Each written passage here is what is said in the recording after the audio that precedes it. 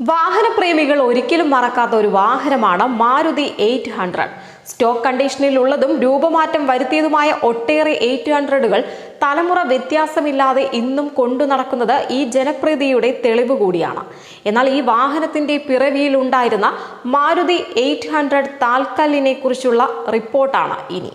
ഒരിക്കലും മറക്കാൻ കഴിയാത്ത ഇതിഹാസം എന്ന് തന്നെയാണ് 800നെ വിശേഷിപ്പിക്കാവുന്നത്.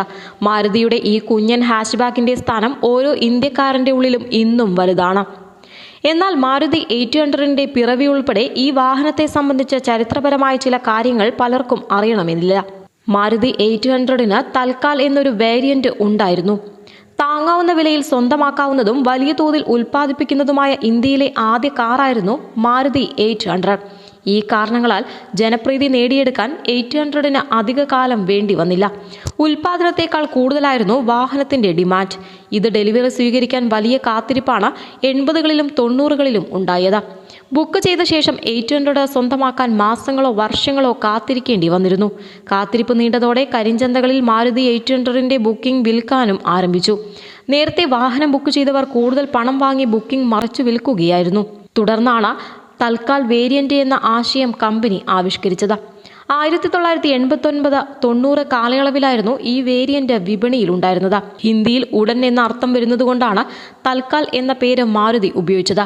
എന്നാൽ തൽക്കാൽ വേരിയന്റ് സ്വന്തമാക്കണമെങ്കിൽ സാധാരണ മോഡലിനേക്കാൾ അധിക തുക നൽകണമായിരുന്നു.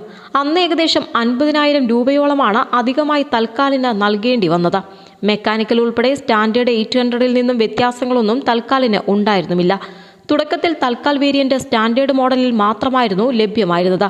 പിന്നീട് ഇത് ഡീലക്സ് മോഡലിലും ലഭ്യമാക്കി. ഡീലക്സ് വേരിയന്റിൽ AC ഉണ്ടായിരുന്നു എന്നത് അന്നത്തെ ഒരു സവിശേഷതയായിരുന്നു. തൽക്കാൽ വേരിയന്റ് തിരിച്ചറിയാൻ TK എന്ന സ്റ്റിക്കർ 800ന്റെ ബൂട്ടിൽ പതിച്ചു. 39.5 bhp പവറും 59 Nm ടോർക്കും ഉൽപ്പാദിപ്പിക്കുന്ന 796 cc F8B എഞ്ചിനായിരുന്നു വാഹനത്തിന്റെ കരുത്ത്. 4 സ്പീഡ് മാനുവൽ ഗിയർ ബോക്സ് മാത്രമായിരുന്നു ഉണ്ടായിരുന്നത്. 1983 പുറത്തിറങ്ങിയ മാരുതി 800 എന്ന മോഡൽ ആ കാലത്ത് SS80 എന്ന പേരിലാണ് അറിയപ്പെട്ടിരുന്നത്.